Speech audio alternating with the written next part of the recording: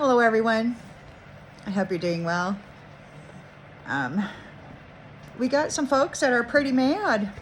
They're pretty mad about you being sacrilegious and not conforming to their ideas of things and falling in line with their commands and demands.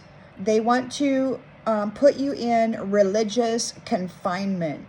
They want to in medieval times, prisons were used as a means to achieve spiritual transcendence and salvation. So they tortured people until they conformed. Prisons were often located next to monasteries and were used as healing sites for the soul. Evangelical Lutherans consider extended periods of solitary confinement to be cruel and torture. People who don't fall in line with these demands are forced to worship in private with whatever. See, because some of us, we are connected to God. We're connected to the Christ body, the Christ light, and see, we're part of the living. And these ones, they worship the dead Christ, not the living Christ. They worship that which they can continuously lay sin upon while they're in solitary confinement, religious confinement. So they want to lock you in a religious prison so that they can heal your soul, which in this case, it's completely backwards, and it's not about healing. Just like the medical system, it's not about health. It's about maintaining the symptoms of your illness. They want to reformat you by force. Then I heard a song, lyrics, happy trails to you until we meet again. So either you're going somewhere or they're sending you somewhere. Something's going to happen. There's a separation happening here. I heard the curator of Vital Force and Soul speak a code, like they said 67 something 23, and it sounded like 67 12 23. So it could be a combination code. I'm not sure if the 12 is correct or not, but it's I think it is maybe. They're talking about into the body, into the brain.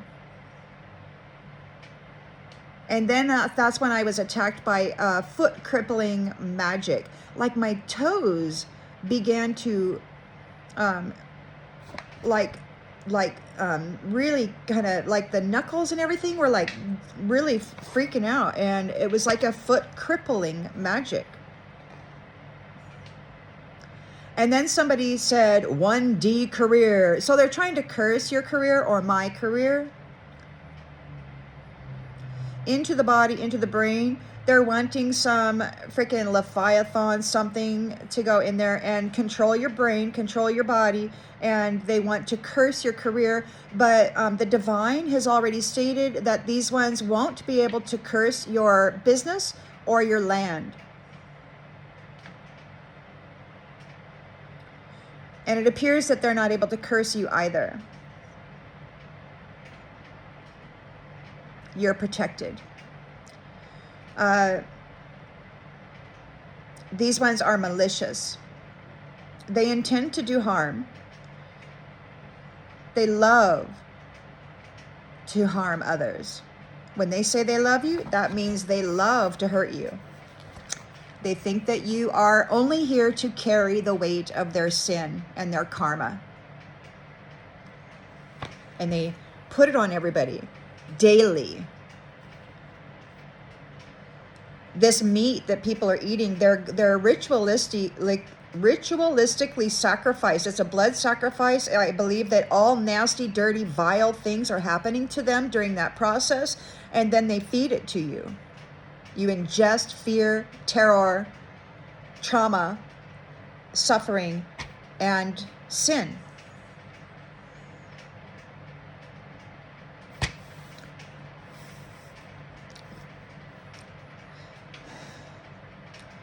Many won't understand that.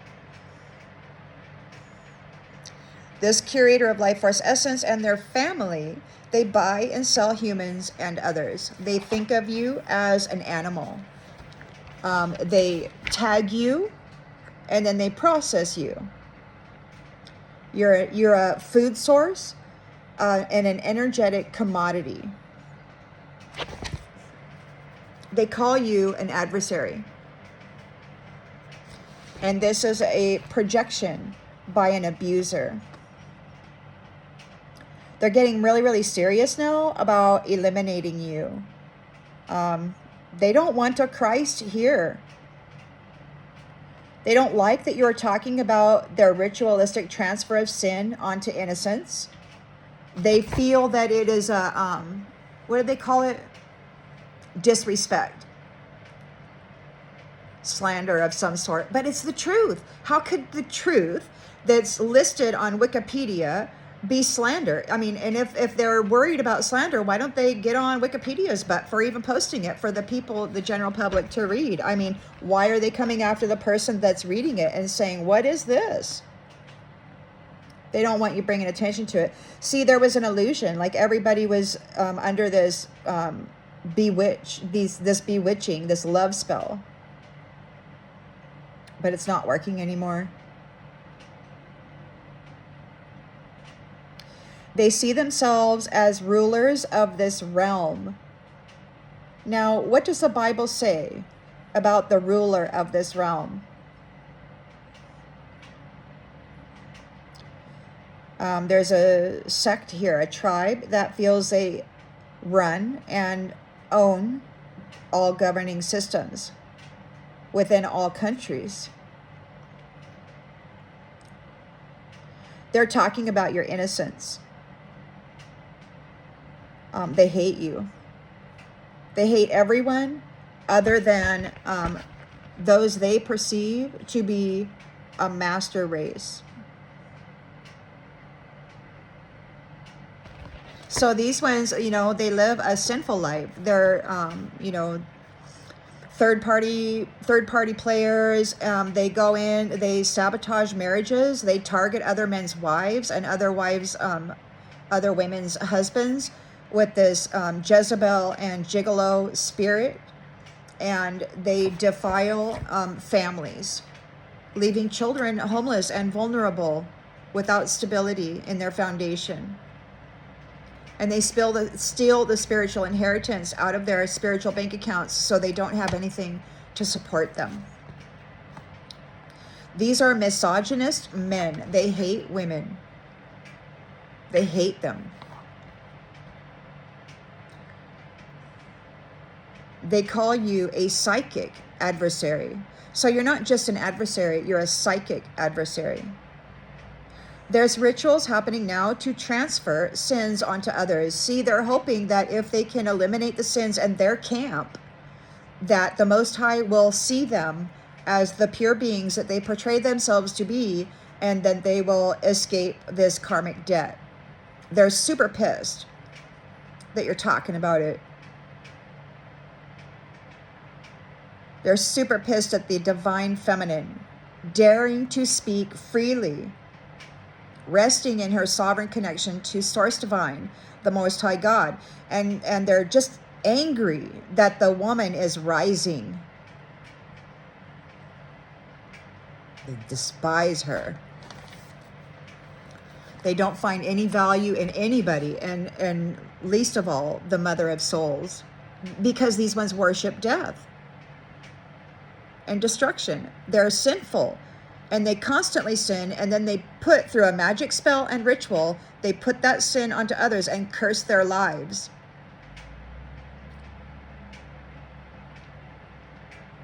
They have an intimate relationship with darkness. They transfer their sin onto a precious baby, an animal or whatever, take it as it resonates, and then they send it to hell to be processed or eaten by their God. And then they feed the sin-filled meat, the cursed meat, to poor people. and they laugh about it. They call you, what is it, goyim or whatever? They feed it to you. They feed their sin to the people through the meats that are cursed. And in this manner, they're covering the world in sin, filling everyone with it. They were talking the other day about whether or not, they were discussing whether or not you were a vegetarian or vegan, because apparently there's not any sin in you. You're innocent and you're pure, and they're wondering why. They want to put it in you, the sin. And they're after you now because you're speaking about this. It could be after me. And if so, let just be a record so the story can be told. They're talking about prostituting a sovereign being. They're in trouble. And they want to get out of it. So they need a relationship with you in order to possess and command the energy, the body, and your essence, your life experience, your next experience. They need a relationship with you. They need permission to tamper in your energy. You're innocent, and the magic that they're doing, it's not sticking to you. They're really trying, and they need to get in the energy space. They've been cut off from your light, from your essence, and they can't manipulate it right now. So just be very wary who you let plug into your energy intimately, or who you even let into your sacred space. It's a responsibility, the foe, the adversary was telling somebody. It's like their people are obligated to destroy you, to move against you as a light-bearing person, because you're not feeding darkness.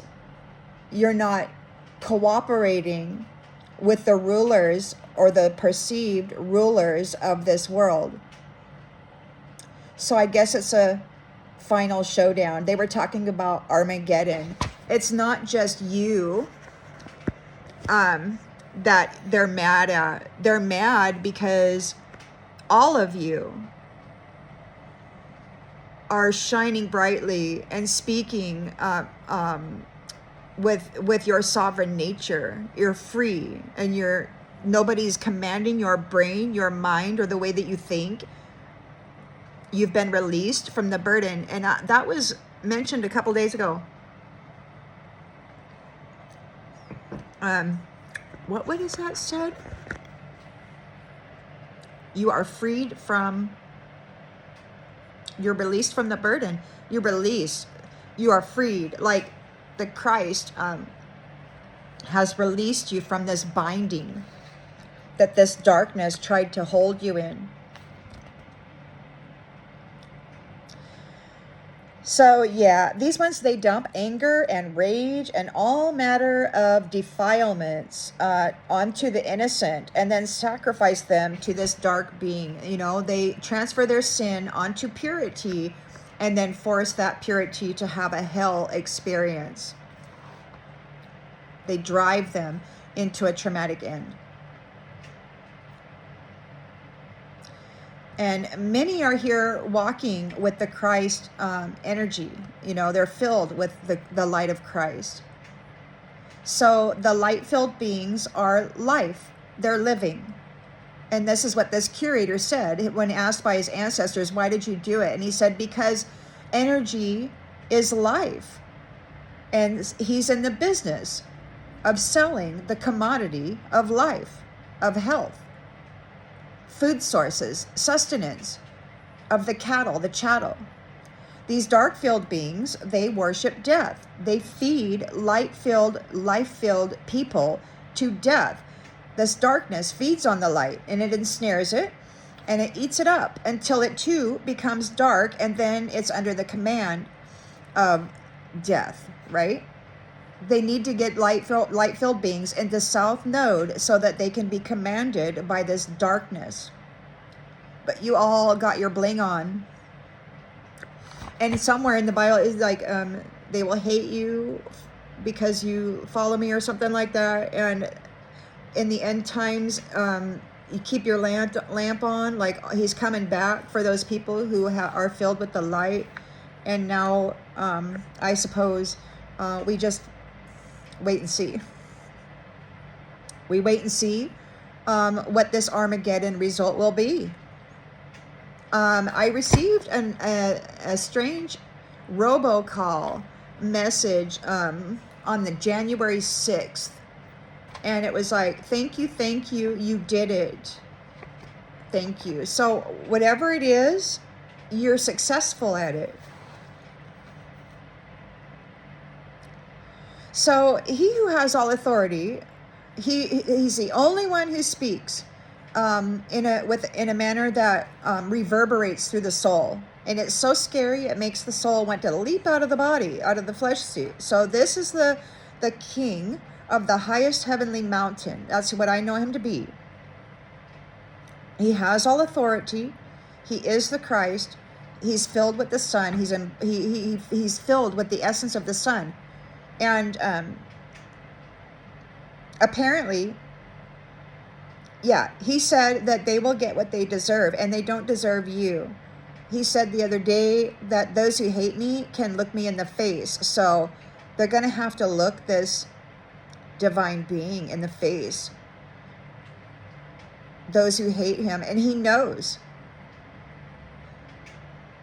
He knows when you've been bad or good, so be good for goodness sake. Now, I don't know who you're dealing with, but everybody knows. Everybody knows. So the dark one knows whether you've been bad or good, because they have this false telepathy that they fuel with stolen bioplasma from humans and animals. And then you've got the Son, he who is embodied, the essence of the Son, and is the king of that highest heavenly mountain. He's been given all authority by the Most High God. And these ones are going to get to look him in the face.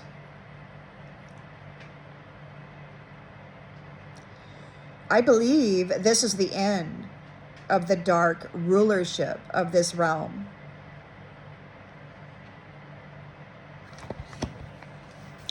Again, the adversary is talking about medicine. So this thing is, they want to sacrifice you to this dark black hole, demon, whatever. But you're not pure, you could be older, you're not like in your teens, you're not a virgin, you may be celibate for a long time, and you may be love and have transmuted all of your triggers and traumas, come to a state of balance, peace, and harmony.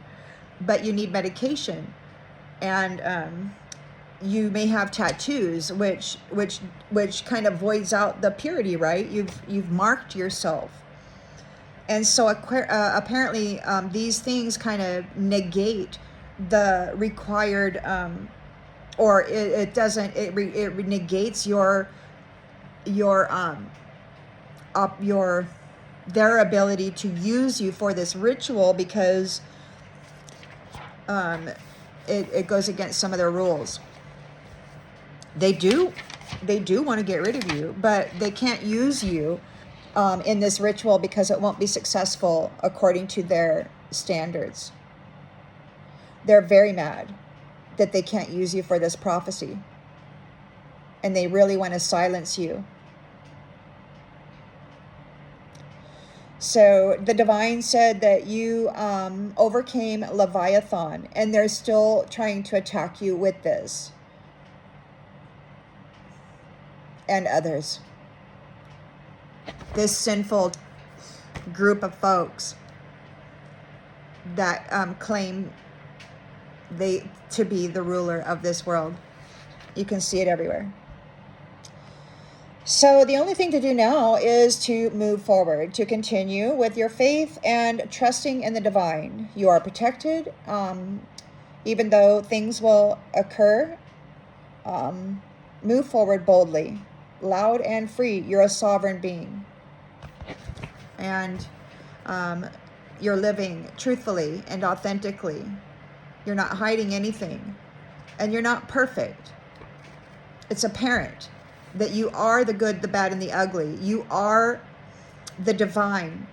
in motion, you know, mini supernovas going off inside your spirit, inside your soul, and you could be, you know, but then you got to bring it back into harmony. That's what growing and becoming more than you were before is. Kind of like a muscle. In order to build up a muscle, you have to first break it down.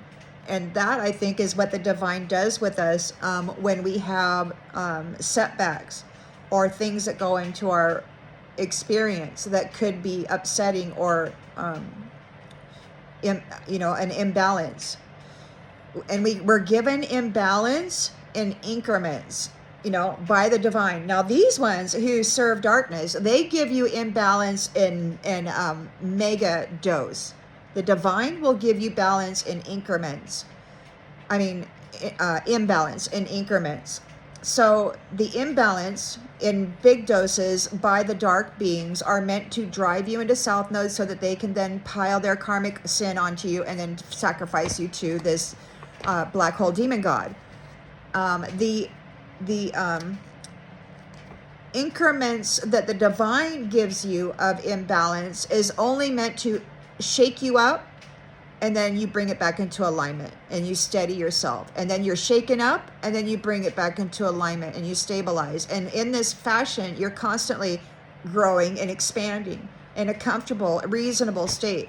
These other ones will pile it on you and they'll drive you into the ground. They drive people into traumatic ends. They don't give it to them in increments. They pile the full load of karmic debt onto people who have light in them, and then you know, a lot of times they will perish.